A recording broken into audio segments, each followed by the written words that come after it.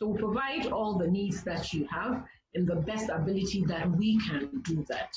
If the technology is a hindrance for some of the regions, we will correlate, we can work closely with GNCCI. I think we've had that engagement, and we'll provide them with some paper applications as well, which they can then collate and upload onto their online systems so that people can apply for, can input it in there, because the whole decision will be made through that system. And we think it's important that everybody partakes in the process. So we're here to provide that support. If you have any challenges as well, you can call the center, which is 0209 471. Sorry, that's my phone number. So I'm good at giving my phone number. But the center's number is 0302 747777. So you can call that number and we'll do our best to give you all the needed support. In a day, we get about 2,000 calls, so we'll try our very best. So please don't get angry if you are put on hold. We'll do our best to service you and support you going through the application process. As I mentioned earlier, we're here to support and make sure that we are all successful. So let's be patient.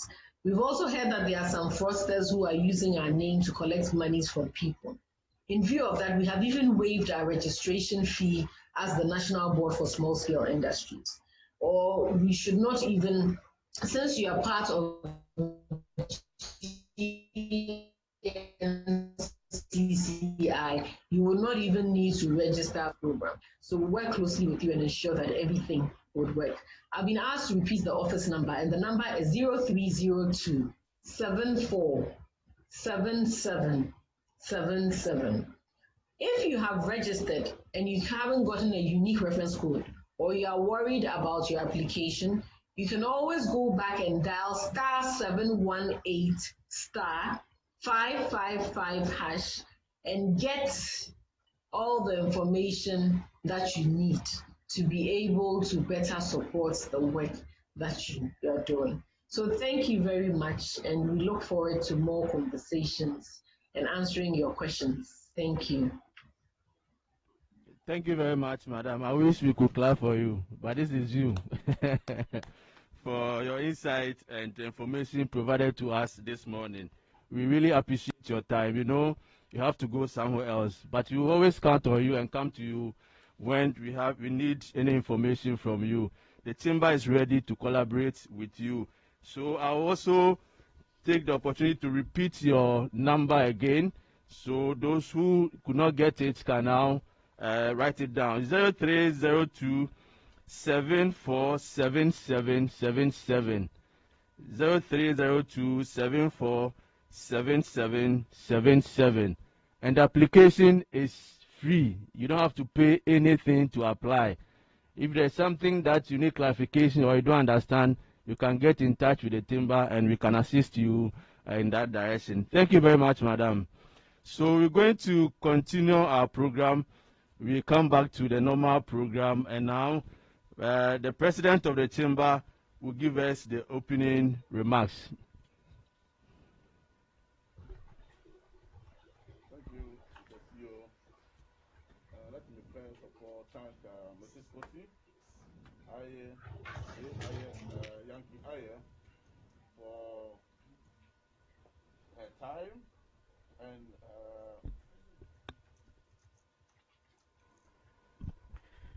let me take this opportunity to say good morning to you, Mrs.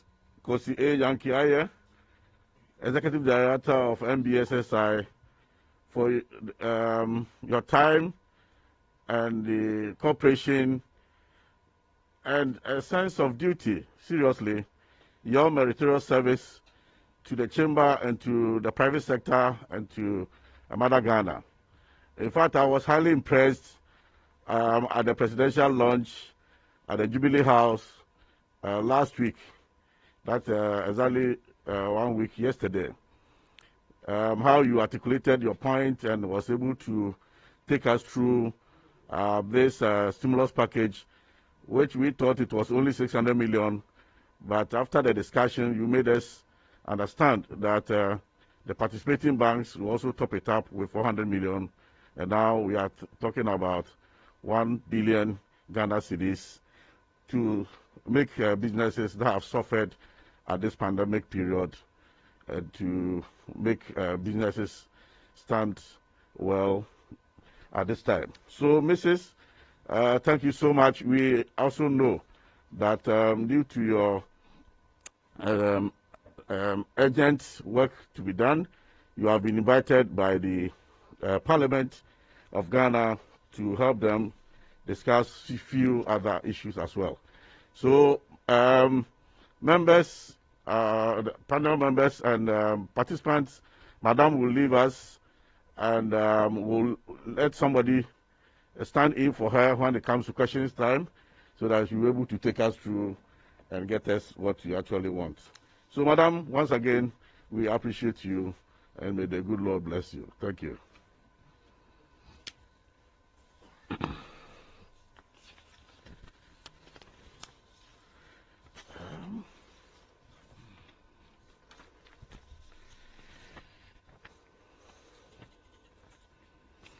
All right.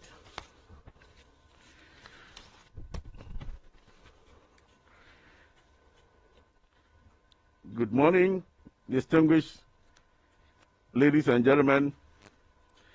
I feel honored once again to welcome you to the second edition of the Ghana National Chamber of Commerce and Industry webinar on the broad theme COVID-19 Strategies for Business Survival and Growth Part 2 with sub-theme Financing Options to Stimulate Local Production. This second edition seeks to equip members of the Chamber and the entire business community with the requisite knowledge on financing options critical for their business survival and growth in this COVID-19 period. My sincere appreciation goes to our distinguished panelists, Mr. Al-Hassan Andani, MD Stanbic Ghana Limited, and President of the Ghana Association of Bankers, Mrs. Gncci Webinar Ii, Executive Director, National Board for Small Scale Industries, MBSSI, and Nana Dr. Michael Ajekum Ado, who is my uncle, and also the CEO, Mikado Holdings Limited, for their willingness to share their insights at this critical point in time. I also commend the Gncci organizing team for doing such a good job. Distinguished ladies and gentlemen, it is unquestionable that finance is the lifeblood of any business enterprise. It facilitates access to all the resources required in every business operation. In essence, a successful business enterprise is one that has an efficient management of its finances by considering the source, costs, and risk of all financial decisions. In this regard, it has become critical for businesses to identify which financing options will be appropriate to enable them efficiently manage their capital structure and working capital. Businesses must therefore develop an intelligent working capital cycle to address issues of input supplies, production capacity, employee management, etc., etc. Government must also focus on developing industry-specific stimulus package to complement the efforts of businesses in their bid to survive and grow. This will ultimately achieve impact, resilience, and sustainability of the entire industrial value chains given the disruptions caused by COVID-19. Last week, government launched the 600 million Ghana cedis, which of course it was topped up by participating banks or financial institutions with 400 million Ghana cedis, and now we are talking about a total of 1 billion Ghana cedis stimulus package for SMEs, and I am also aware that the plans have been made to activate the 3 million Ghana cedis syndicated loan for the large enterprises, which is very welcoming. Let me once again thank the government and its institutions and agencies for their proactive measures taken to curb the spread of the COVID-19. I also commend the private institutions and individuals for their voluntary contributions to the National COVID-19 Trust Fund. Ladies and gentlemen, in spite of the hardships inflicted on the Ghanaian economy by the COVID-19 pandemic and its associated restrictions, it has also presented us with a unique opportunity to address the structure of the Ghanaian economy from an import-dependent to an export-led economy. The current mechanized export structure, dominated by raw and unprocessed commodities, will not give us the sustainable and inclusive economy required to move Ghana from a lower to upper middle income economy. The appropriate time to structurally transform Ghana's economy through industrialization is now. This will require a collaborative effort between government and the private sector to ensure local production for import substitution and export. It is my expectation that our seasoned panelists will bring their experiences to bear in guiding businesses to choose the right mix of financing options necessary to sustain their businesses during and after this pandemic. I conclude here and entreat our participants to express any concerns affecting their business survival for appropriate policy recommendations. I appreciate you all for your kind attention, and let us continue adhering to the health protocols to curb the spread of COVID-19. I thank you all for your rapt attention. Thank you very much, Nana President, for your opening remarks. I'm told some people are having challenge with the sound. Please kindly check the sound from your end. Those who are having challenges with the sound, kindly check from your end. The technical team are also working on it here. Thank you. Let me again take us quickly through the ground rules. One, remember to mute your microphones unless you are asked to speak. Two, use the raise hand feature to indicate your intention to ask questions or to speak. 3, use the instant messaging feature to ask questions or comment while the other person is speaking. 4, turn off your camera if you need to take care of business outside the meeting. 5, patiently wait for your turn to speak. And 6, silence the alerts on your PC or close the Outlook altogether. Thank you very much. We now move on straight to our second resource person, and as I said earlier, he is in the person of Mr. Alhassan Andani. He is the MD of Stanbic Bank Ghana Limited and the president of the Ghana Association of Bankers. He will share with us the various financing options within the banking sector under this during this pandemic, and if there are any other sources that he will recommend for businesses, and also speak elaborately on the 3 billion Ghana cedis syndicated loan that was announced by the President of Ghana for large enterprises. So we'll go straight to Mr. Andani. Mr. Andani, if you can hear us.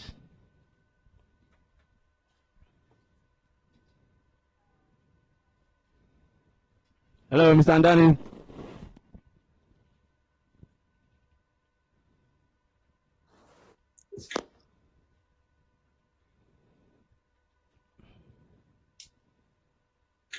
Hello. Yes, sir. Please, can you hear us? Hello. Yes, please, can you hear us? Can you hear me? Yeah, we can hear you loud and clear. Okay, I could hardly hear the president's speech. but Kosi's presentation was quite clear. Okay. I hope you can all hear me. Yours is also very clear, so we can go ahead. Hello? Yours is very clear.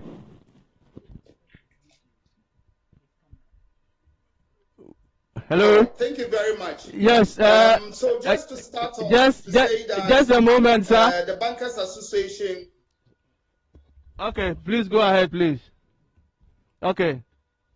Can you go ahead, sir? Yeah, if you can hear me, I'm fine. Yes, we can hear you. Can you hear me? Yes, we can hear you. Okay, so I'll just proceed. Okay, go ahead, please. Okay, so to say that on behalf of the Ghana Association of Bankers, initially, we were the first to get together with COVID and all the global economic issues that ensued to rally around and see how we could support Ghana, especially the private sector and also Ghana government to respond to the COVID crisis and to enable us prepare ourselves for the eventual economic recovery. We met with our regulator, the Bank of Ghana, and I'm happy to say that they took measures to ensure that we had sufficient liquidity within the banking sector. They also ensured that the encumbrances that were put on our capital, which kind of restricted the amount of credit facilities we could grant, were eased off. I mean, encumbrances has to do with capital reserving around risk exposures that we take. So all those capital requirements directives were relaxed to enable us have adequate capital adequacy ratios in order to respond. They also took measures reducing the cash reserving from 8% to 6%, and this released liquidity into the system. So I should say upfront that at the moment, most of the banks are adequately capitalized, have sufficient buffers in terms of capital adequacy ratio to be able to respond to the financing needs of private sector and to some extent Ghana government. We are also in a position to say that our immediate response was to secure your ongoing businesses, which had been adversely impacted by just the lack of economic activity, because once there were partial lockdown and lockdowns, your businesses, your workers could not come to work, you could not even distribute your goods and services, and therefore we definitely knew that your cash flows were going to be adversely impacted. Not only are the cash flows adversely impacted, you still have to pay wages of workers and keep some essential, particularly for those who import raw materials and other services, you have to make sure your credit lines were kept going. And you also had ongoing credit facilities on which you had to make principal payments and interest payments. So our first line of action as banks was to get in touch with all of our customers, first of all, to look at rescheduling payments, pushing those payments back. In certain cases, principal and interest, minimum 3 months. Some went back as far as 6 months, and even some beyond 1 year, particularly for operators within the services sector, tourism, hotels, schools, hospitals, logistics companies, transport companies. These were directly impacted without any cash flow. So we immediately rallied around these kind of clients and made arrangements to reschedule. And I can report that the principal amounts that the banks totally rescheduled, the last report I got was in April 25th, was about 1.6 billion Ghana cedis of loans that were rescheduled, existing loans that were rescheduled. Also, in terms of the interest rate, thankfully, the Bank of Ghana, through the policy rate reduction and also some other measures taken through the banking sector, our policy, or what we call the Ghana reference rate, interest rate, dropped from around 16% to 14.7%. We further went on to make an overall, across-board, interest margin reduction of between 100 basis points to 200 basis points. So in total, interest rates would have dropped by over 300 basis points from the start of COVID. Not only did we push principal repayments out, we also reduced the interest burden. And in some instances where clients didn't have the capacity to service interest, we have also rescheduled interest payments. But that is just arresting the situation. But we also knew that we have to keep the economy running. And I'm happy to say that all committed lines that the banking sector had in place before COVID, we allowed our clients to continue to draw on those committed lines. Indeed, there were some new facilities that were even granted and disbursed and still being disbursed as I speak now. So your banking sector has been very proactive and responsive to the needs, but it's difficult to speak, especially as we operate in different sectors. If there are any specific sector issues, I'm happy to pick it up and then we'll address it. But to say that the options of we've come to realize that in Ghana, we have to balance what I call the resilience and efficiency. COVID has taught us that we have to be self-sufficient domestically. And I'm happy also to say the Bank of Ghana and the Minister of Finance working with us is quite clear that we need to intensify our support to the private sector. So we will ensure that there's the economy a little bit more resilient and insulated. So, for example, most of our import trade that was coming from Asia, China, have had to suffer significant setbacks because the global supply chains all emanate. So what kind of alternatives will be available? And this is a conversation we will want to pick up with the Ghana National Chamber for Commerce and Industry and other industry players to see how we can diversify our economy away from a huge reliance on China and Asia generally. We also want to go into not just always direct funding, which is quite expensive. We need clearly for our clients to work with us, to understand what is the model of businesses that they want to run, so that we don't have a preponderance of overdrafts in the banking sector, when in actual fact you need companies who want to expand factories, buy machines, and require medium-term to long-term financing. We need to be able to go through all these things diligently with you to avoid the current hump that we have noticed. We've noticed that, there's a significant credit out there, but it's not the right type of credit. Most of it sits in overdraft, some of which really are not overdraft. They are not properly structured. So we need to work very closely with your chamber and other industry players to ensure that we all have a very clear understanding of needs. And in terms of financing, it's always long-term, medium-term, and short-term, and also trade facilities. We also would want to see a lot more collaboration along trade financing, because with trade financing, we can draw a lot of efficiencies if you can come together and we put together what we call pooled facilities that is able to enable you negotiate and buy on bulk and also minimize your financing costs. So there are lots of options that we would really like to discuss with the association, with the chamber, and also other industry operators.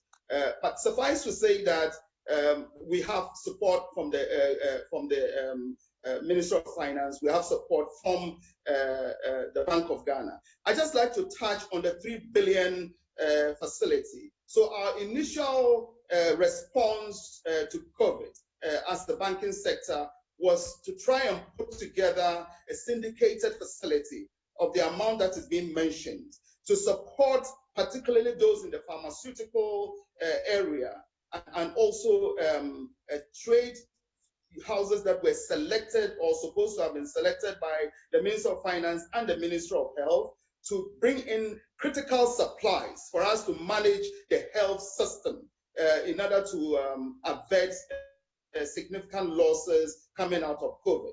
So we look to put together this 3 billion facility. that would be secured through Ghana government, and then qualifying companies would come on based on programs that had been agreed between them and Ghana government or the Minister of Finance and Minister of Health to respond to the COVID pandemic. That didn't take away our business as usual interaction and facilities to our clients across all sectors of the economy. It was not just meant to be the bid or the only facility available. The 3 billion was to address the specific health needs so that we didn't have an implosion of the system because of a massive outbreak of COVID, and we didn't even have preventive measures or curative measures. So that was what the initial 3 billion was meant to deal with. And we have had several conversations with the Minister of Finance, the Minister of the Bank of Ghana, to try and find how it can be utilized. But I did mention that already we have continued to disburse facilities that were granted before COVID. We have continued to provide new facilities even during this COVID period, and continue to restructured existing facilities that we knew our clients had no cash flow to be able to service. And the total of that is already in excess of 3 billion Ghana cedis, and we'll continue to stay engaged. As I said, it's about creating domestic resilience and domestic growth to ensure that we have overall a sustainable economy and reduce the volatility. I'm also happy to say that on the foreign currency side, we've seen significant interventions on the foreign currency side through the Bank of Ghana. You've all noticed that the rates have been pretty well contained in the last couple of weeks between the 5.8 to 5.85 range. And we believe that the kind of buffers that we're seeing building up in the central bank, we should be able to hold our own until until towards the end of the year, or when at least some normalcy returns. So overall, I'd like to say that I'm happy to respond, and the industry is happy to respond to specific financing. But the banking sector is healthier, better capitalized, sufficient capital adequacy, and the proverbial non-performing assets matter is significantly behind us now. Our credit loss ratios have improved significantly. We will continue to watch because COVID would have its victims. I mean, Ghana will not be in isolation in terms of companies that will suffer losses. But we need to be alive to it and see what we can rescue and what we can build. I will pause here and then we can pick up the conversation. Thank you very much, Mr. Andani. Indeed, we need to create a domestic resilience and a self-sufficient economy. We are very much appreciative of what the banking industry is doing in line with the reduction in interest rates. We really appreciate that, but I think the business community is also asking for a further reduction in interest rates, so we will discuss that one further. So we'll be available for questions after the presentation of the next resource person. But before we do, hello? Hello? Hello? Yes, we can hear you. Okay. Okay. I said our members would want to ask some few questions, so you hold on for us. When they get there, you answer those questions for us. But we appreciate your submission, your initial submission. We'll get back to you on that. So please kindly hold on for us. Let's quickly go through the ground rules once again. I'm told we have an improved sound now. The system is also stable, so we thank God for that. But let's remember to mute our microphones unless we are asked to speak. Let's also use the raise hand feature to indicate our intention to ask a question or to speak. Let's use the instant messaging feature to ask questions or comment while the other person is speaking. Let's turn off our camera if you need to take care of businesses outside the meeting, and also patiently wait for our turn to speak. Let's silence the alert on our PCs and also close our Outlook altogether. Thank you very much. Let's quickly move to our next speaker.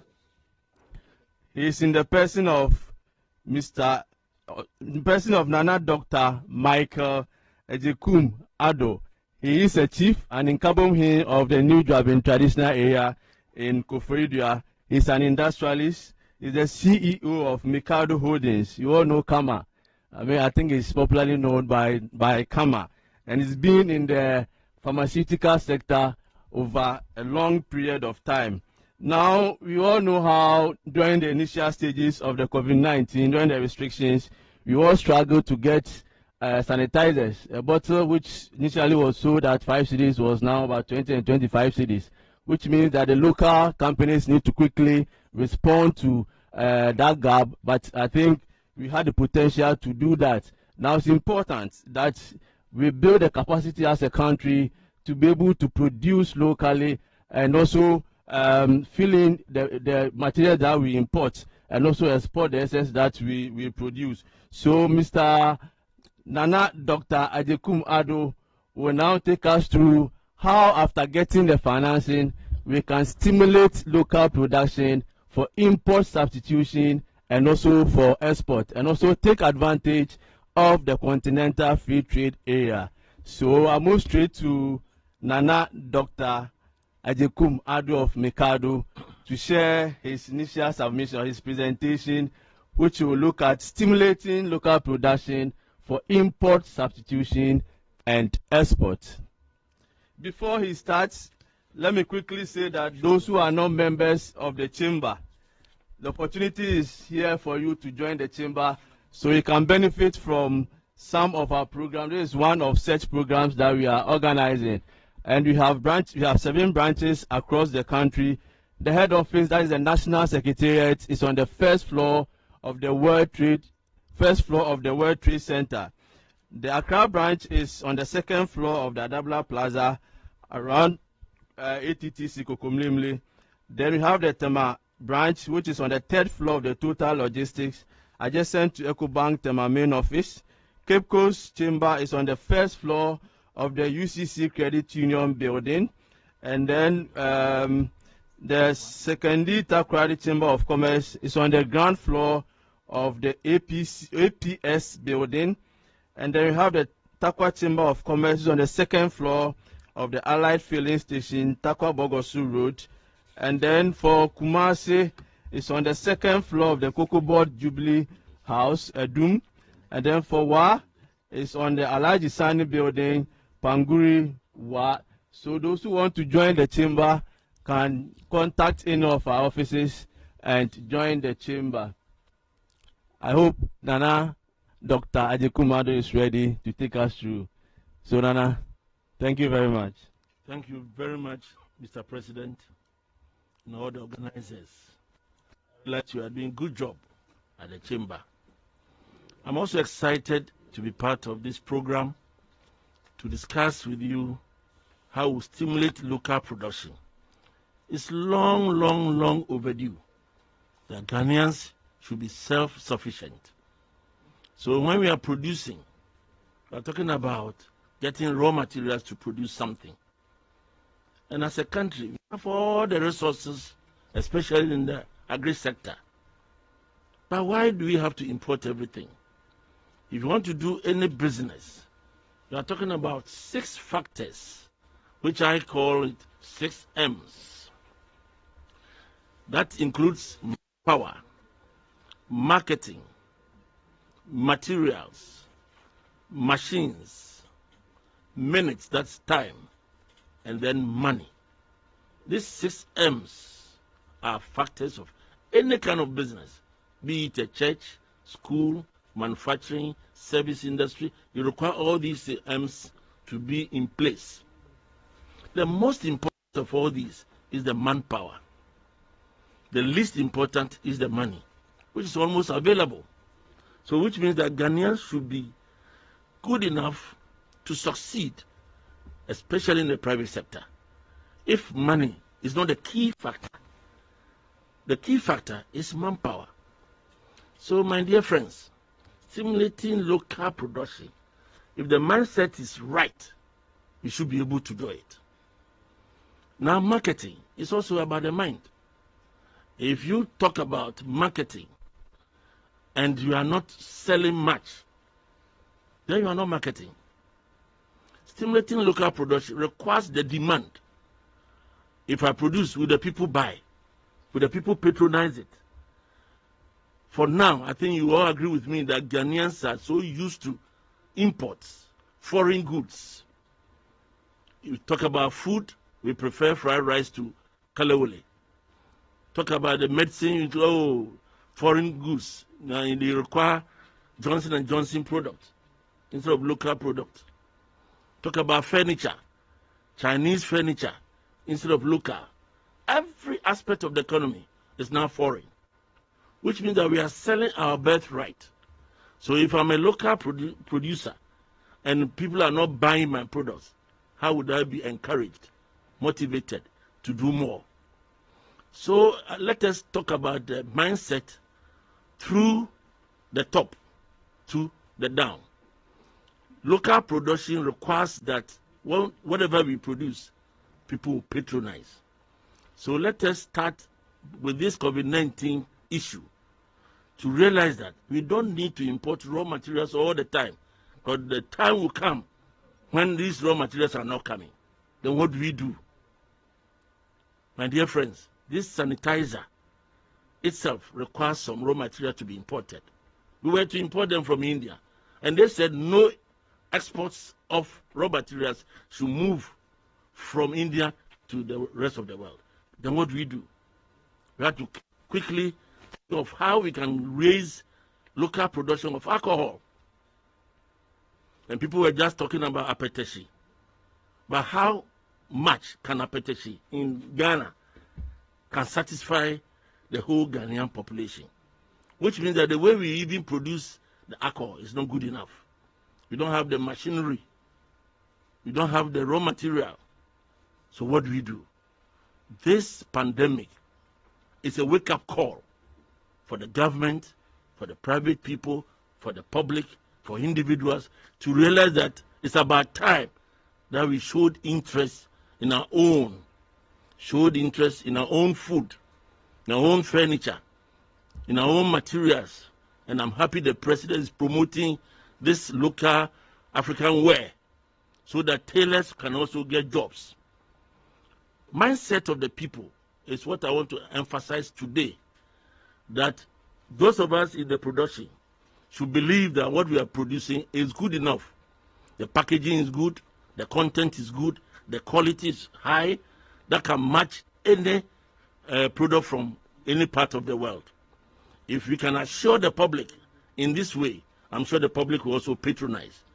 I'm happy to announce that our pharmaceuticals have come of age, that the whole of West Africa sub-region, products from Ghana Manufacturers Association of Pharmaceuticals is ranked the best, to the extent that other West African countries, if they want to import, will prefer that we will censor the Ghana Manufacturers of Pharmaceuticals, who say that this product coming from this other country is good enough, because our FDA, Food and Drugs Administration or Authority, is on the world map. The WHO accepts their findings and their standards, and we are always put on our toes to do the right thing.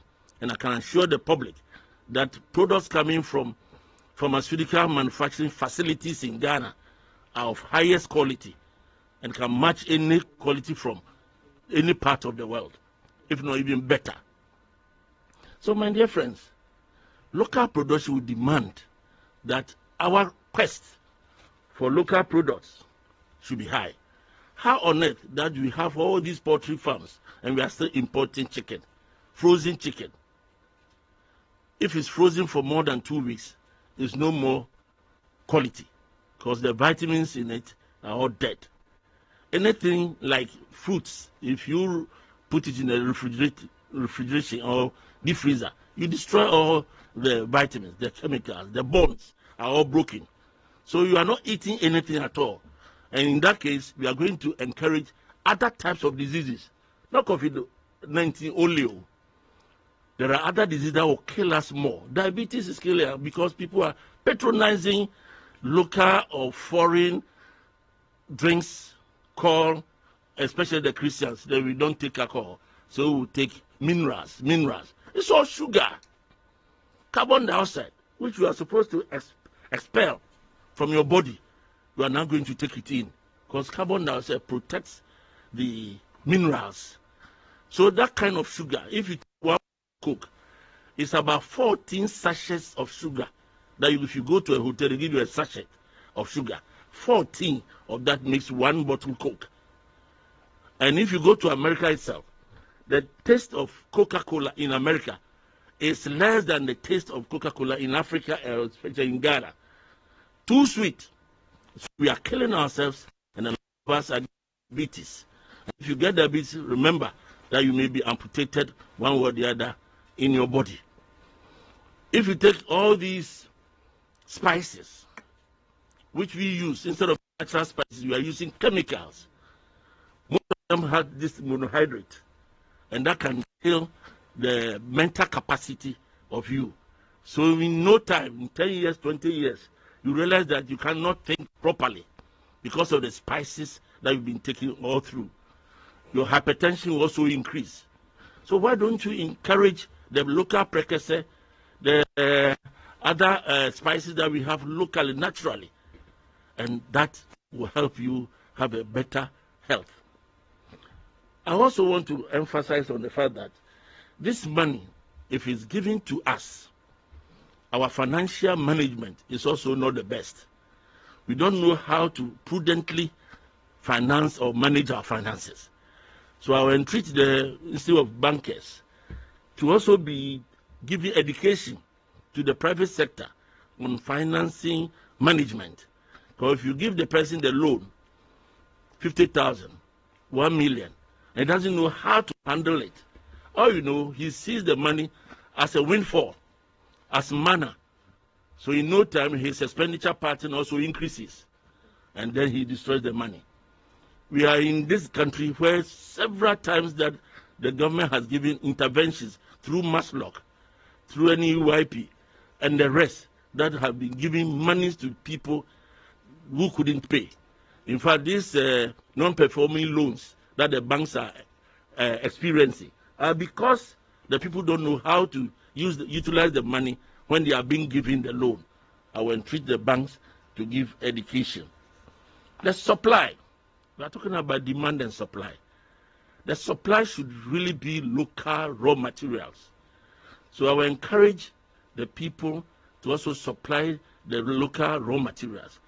And in this vein, it is disheartening that this galamsey is also on the increase. If you do galamsey and you destroy the land, where are we going to do the planting? And I realize the next 10 years, Ghana is going to suffer. I cannot imagine Ghana eating water and natural resource which is supposed to be free. But we have destroyed it. So in effect, we have to import. And we'll be at the whims and caprices of these foreigners that will give us the water. It's unfortunate that the people will not understand that they will go for the gold and rather destroy. So one person get the gold, but you destroy the livelihood of about 1 million people that will depend on the water resource. It's unfortunate that again, when we talk about supply, we sit down and get these raw materials get rotten. When mangoes are now in season, you see that people are not canning it, but not preserving it, and soon it will be off the shelves because they were oversupplied. How do we protect it? We in the manufacturing sector should be encouraged to do some added value to these raw materials. In this vein, I will encourage the biggest buyer, and who is the biggest buyer? Is the government. I pray that the government will sit up and realize that, oh, I have to support my people. I'll buy this local food, local drink, local furniture, local materials, local this, locally. I'll buy from my people and not to import. When I watch the Parliament House, that's handling the whole country's economy, sitting on chairs made from China, it's a shame. And I don't think that we should continue this phenomenon. When they are making state protocols, state parties, you can imagine these boxes of minerals or whatever and drinks from outside. The latest survey in the supermarkets are saying that 80% of the products on the shelves in the malls are all imported. And to me, if we continue to do that, then it means that we are not going to get jobs for our people at all. We should have some laws to tell these malls that you need to put local products on your shelves and not to import everything. And most of them, big hotels, big malls, big markets, are being run by foreigners. So how couldn't the local people come together and also open up these big things? I can see the next 5 to 10 years that these containers and kiosks will be a thing of the past. And when these people are going away, and the lady from NBSSI said about 80% of the informal sector is run by the local people. Meanwhile, they cannot compete with the standard of these malls. So if they are out, then what would they do? My dear friends, it's about time that we wake up as a people to help ourselves. Finally, I think if we want to do more of these businesses, to create more businesses, to create employment, to make sure that we have sufficient capacity of machines, sufficient materials, products, and services to help our people, then I come to my last slide of attitude and knowledge. Attitude, skills, Nsanojuma, your talent, how good you are, skills, and then knowledge. If you talk about percentage weighting, you realize that attitude is 60%. 60%. Skills is 25%. And knowledge that we acquire from the classroom is only 15%. This is a research from Harvard Business School. That if you want to be a successful person in your business, in your life, you require 60% attitude, 25% skills, and only 15% knowledge. I realize Ghanaians are chasing school. Our curriculum is not helping us. You finish the university, you finish SS and can't get any job. When you get a job, you can't fit in. You have to still employ people from outside to man the machines. So what is happening? What kind of attitude are we portraying as a people? Now, if you employ somebody, that person is thinking about making his own money within the company. Conflict of interest, left and right. Plus the fact that they are unskillful. You employ somebody with master's degree in marketing, that person cannot drive. So you require a driver to drive this person who is supposed to be a marketer.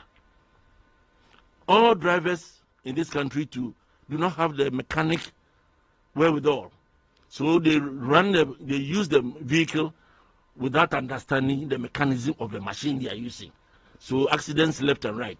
This COVID-19 has even reduced the accident rate for us. And I think if it could continue, we will not be dying accident.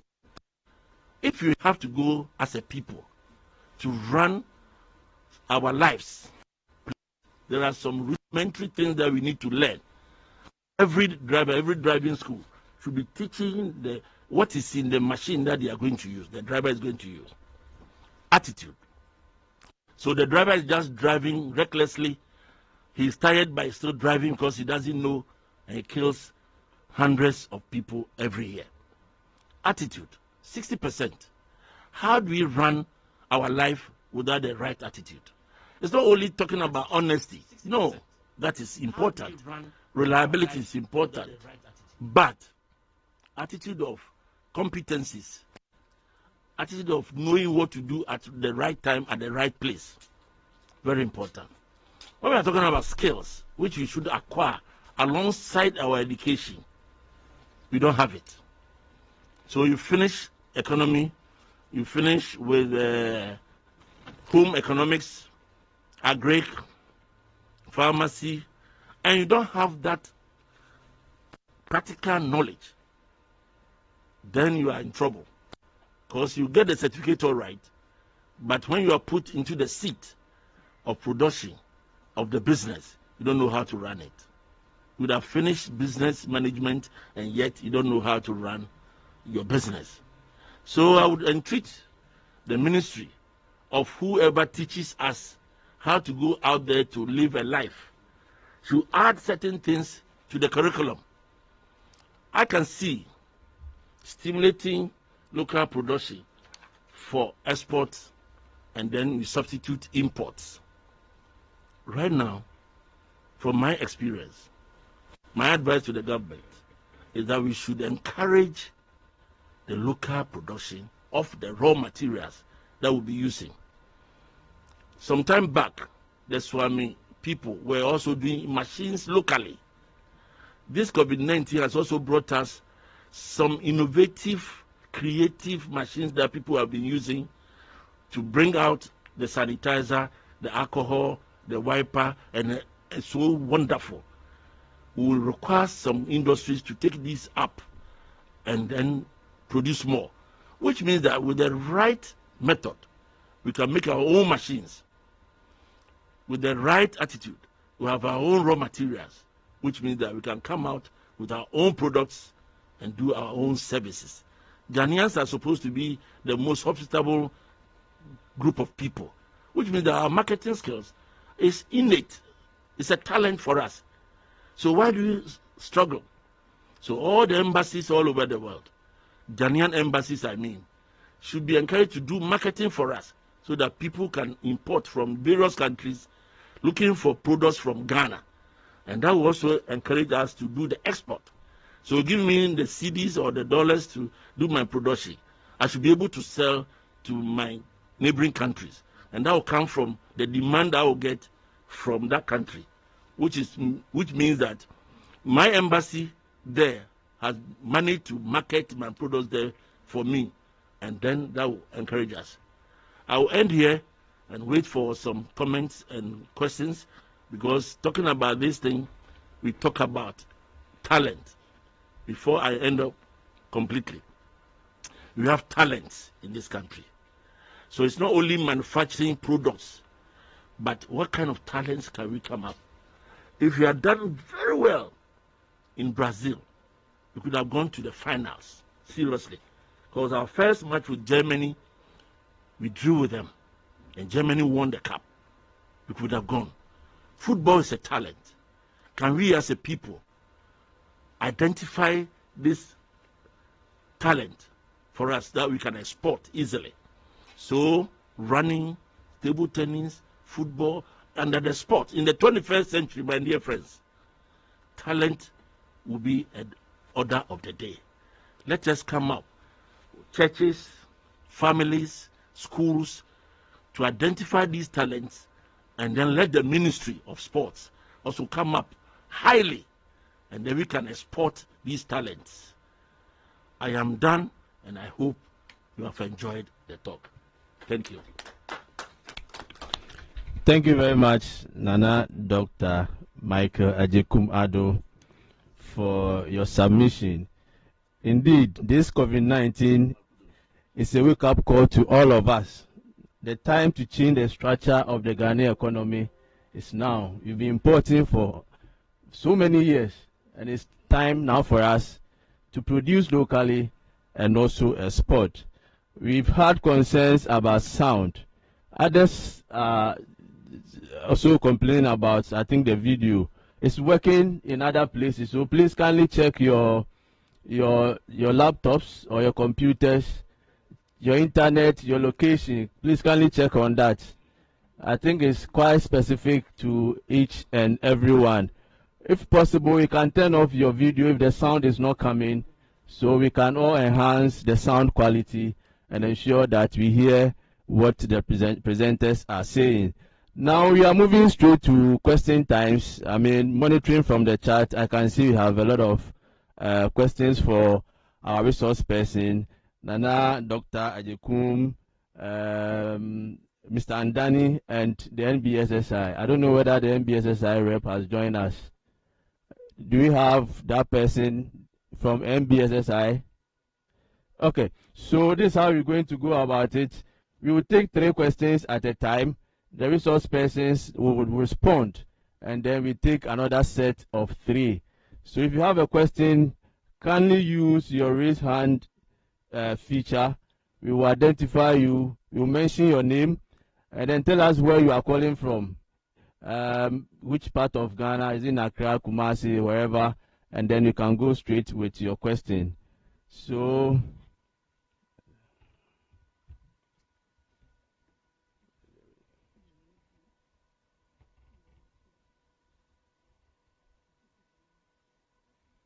okay, so we have Sani Abdul Rahman.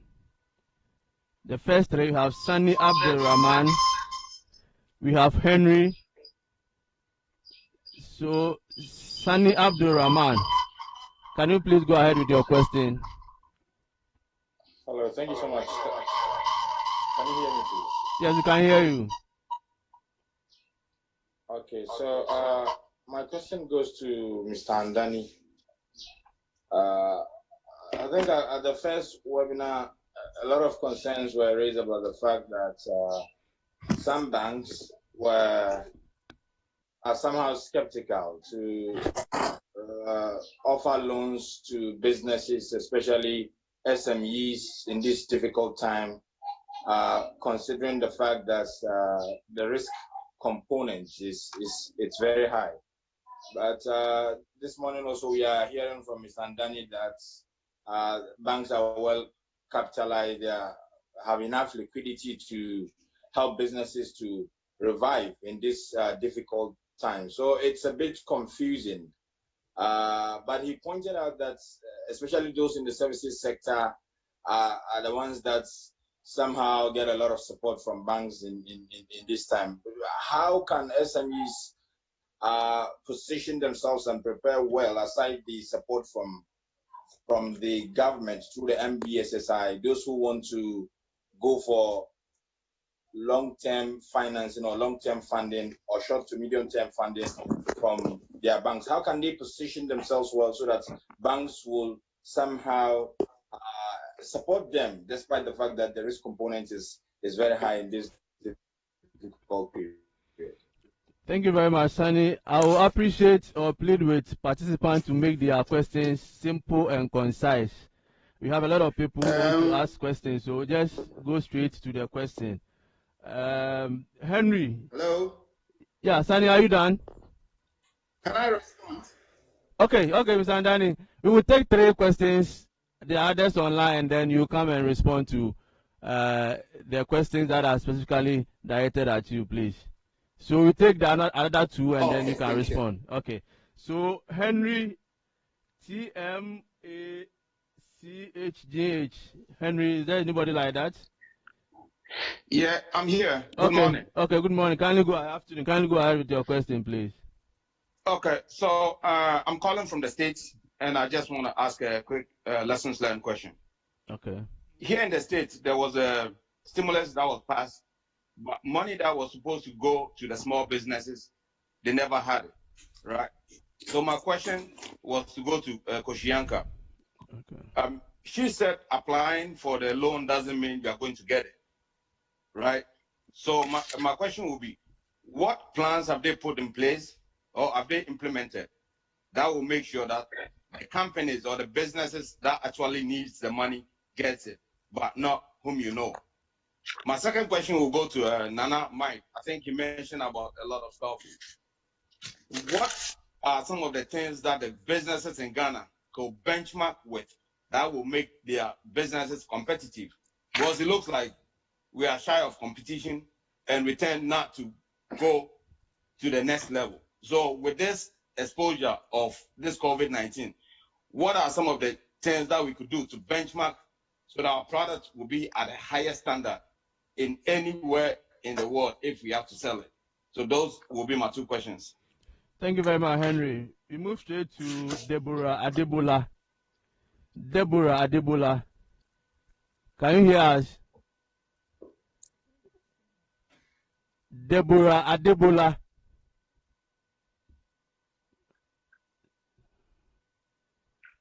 Okay, so Mr. Andani and Nana, Mr. Andani and Nana will respond to the questions, and then we move on to the next set of questions.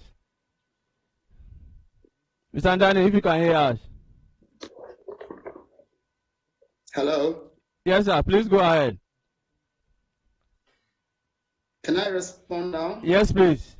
It looks like those of us who are calling in, our sound is clearer than those of you at the control tower. Yes, we have noticed that, so we are working on it. So go ahead, please. Yeah, so just to respond to my friend's question on support to the SME sector. Indeed, you see, I think there is some general comment that is bandied around, which is risk. There isn't a generic risk. There is about understanding your business and what variables can adversely impact your business. This is not the same for every type of business.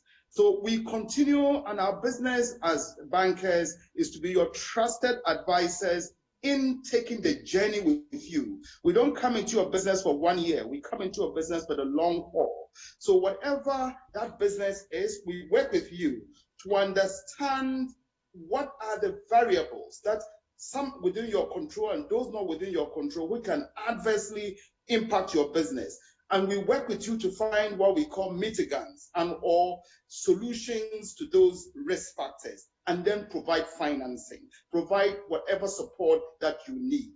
So in terms of SMEs, it's not every SME that has the same risk characteristics. No. So with or without COVID, in terms of banks or financiers working with project sponsors, entrepreneurs to understand their business and to ensure that we both understand the variability and what can draw us back, we will always do that. And we have significant amount of financing already out to SMEs.